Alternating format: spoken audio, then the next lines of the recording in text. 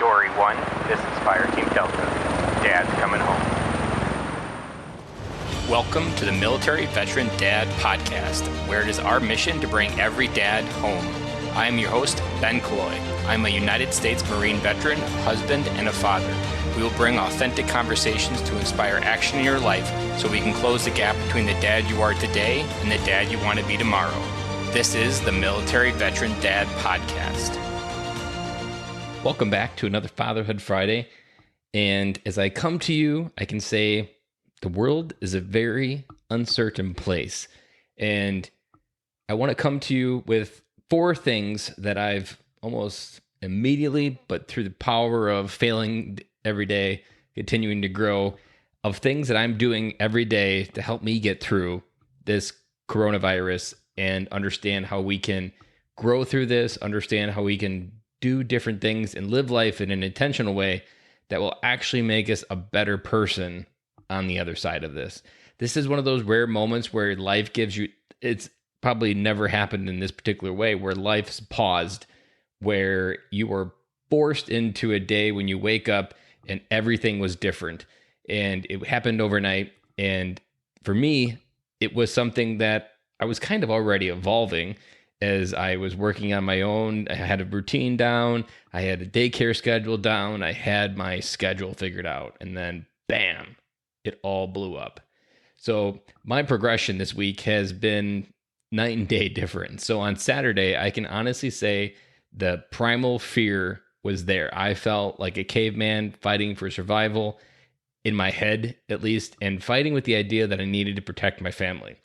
Fighting for the idea of, is there really panic? Is there the need to panic? Is there really the need to go to the grocery store and get everything that everybody is panicking? Am I not serving my family in a way that honors them and protects them through this? And am I not being the man that my family needs to make sure that my family gets through this?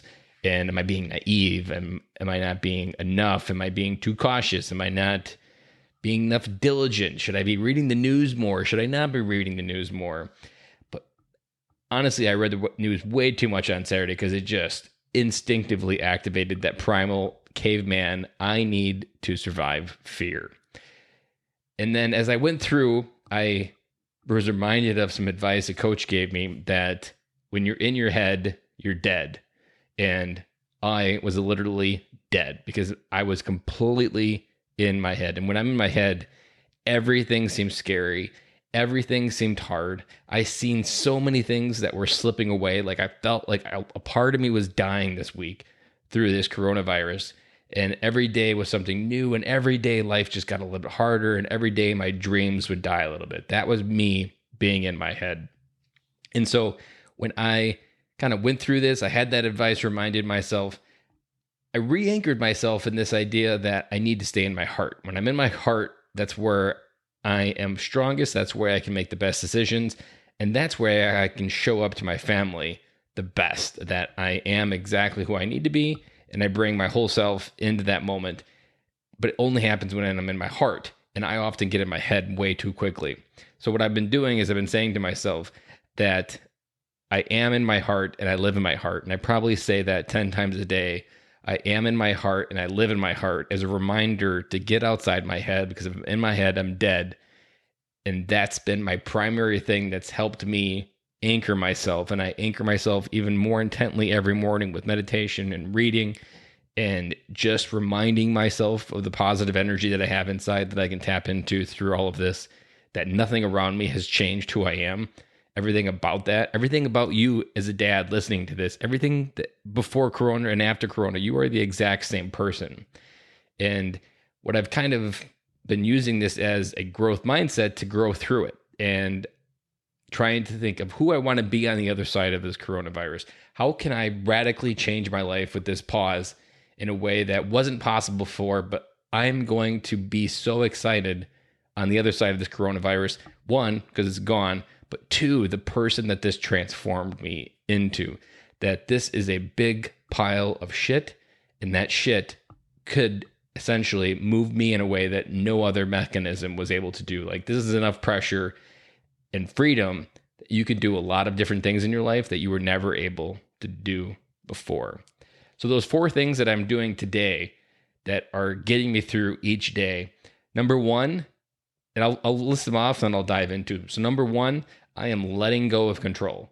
There is no control. Control is an absolute illusion, and it's even more of an illusion today because everything you plan for today could be garbage tomorrow. So let go of control. Number 2, lean into the growth.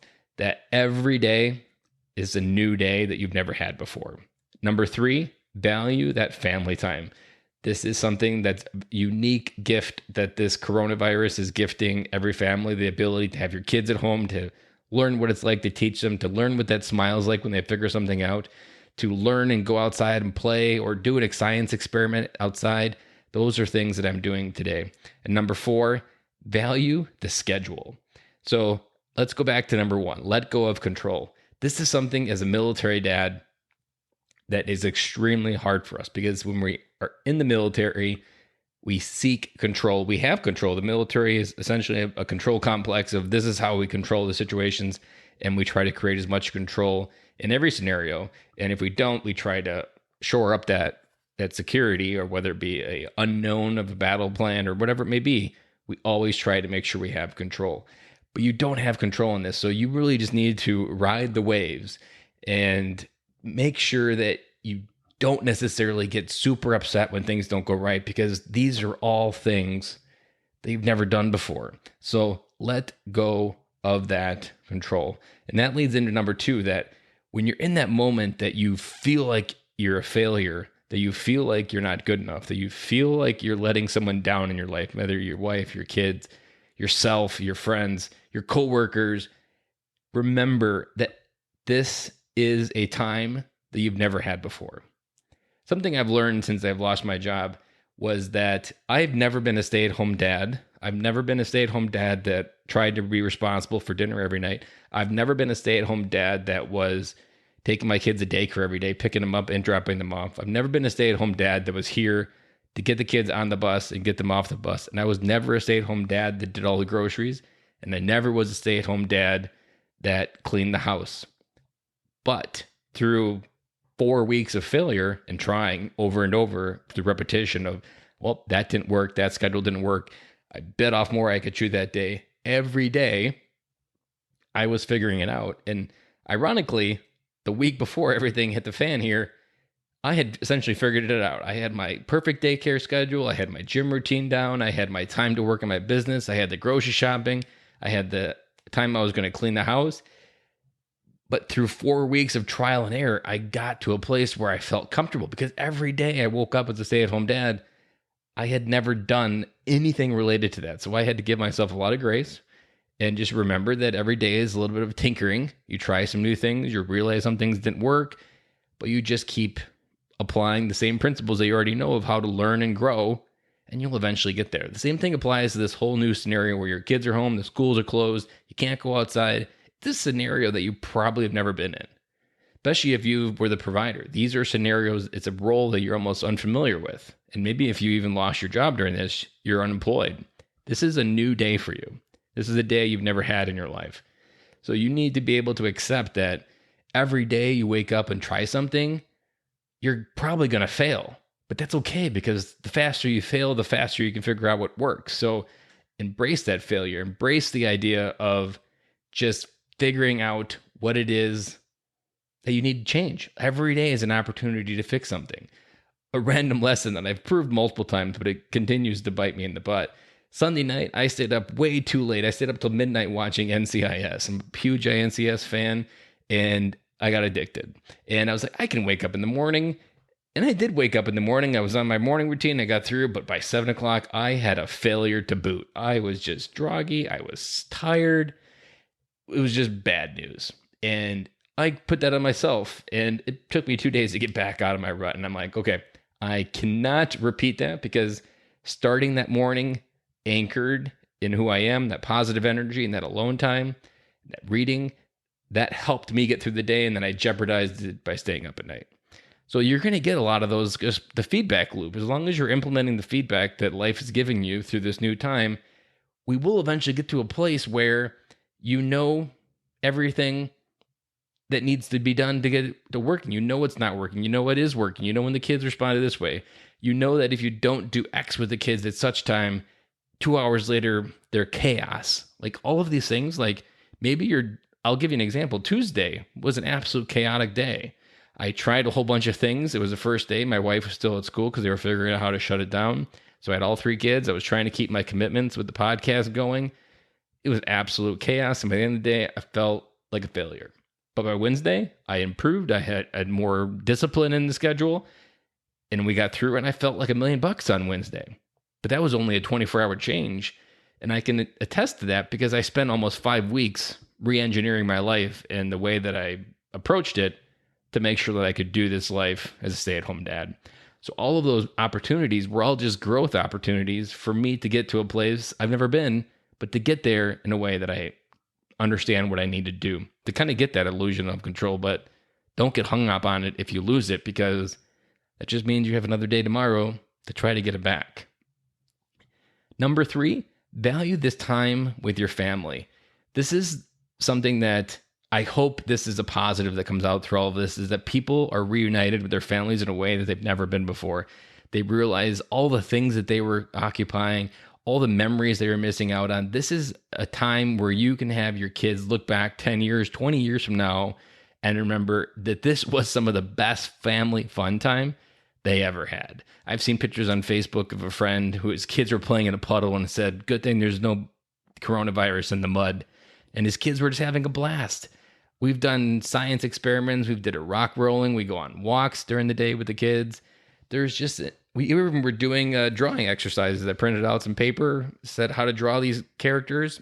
It was a disaster, but we learned how to draw some characters. And I learned what to do next time if I ever want to try drawing with them again. But these are opportunities that were never there before. I get to watch my kids learn how to do something. It was actually interesting. My son he's in kindergarten, and he was doing just basic 1 + 2 stuff. And he was touching his nose as he was doing it. I'd never really seen my son do that math. And he's done the homework at home, but either I wasn't paying attention or I was too busy. But I got to see that, and it was kind of cute. And I never really put it together that they teach them to count and add by touching their fingers on their nose. And every time I touch their nose, they count.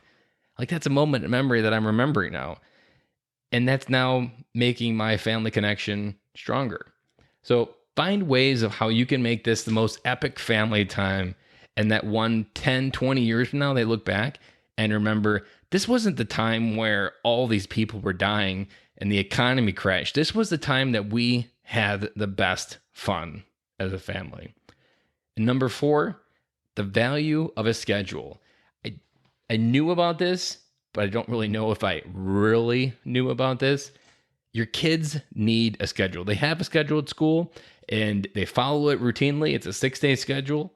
That schedule is the secret sauce to get through the day. I printed out a simple schedule on the internet, posted it on the fridge. They check that thing like every hour. They're like, okay, it's this time, this time, this time, this time. And they live by it because they thrive on it. They want to know what they're doing. They almost get upset if we're not doing the right thing. And even something as simple as schedule in the minute from 8 to 9 in the morning, it's exercise time. So I've been using some YouTube videos. I throw it on the TV and we do some exercise videos on YouTube, and they're kid exercise videos. So they're fun and it's a disaster. Their kids are kind of running around and being crazy, but I set the example and I'm doing what I'm doing.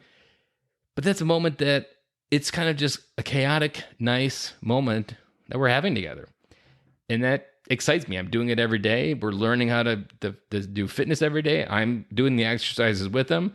But that's something that's 8 to 9. And then after that, we have education time. And then after that, we have craft time. And then after that, we have lunch time. And then after that, we have nap time and quiet time. And then after that, we have electronic education time.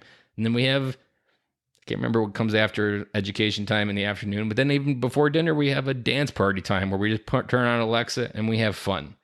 This is a time for you to be a dad in a way you've never had the opportunity to. So value that schedule. Find a schedule that works. If your kid's a little bit over, let them pick what they want to have on their schedule.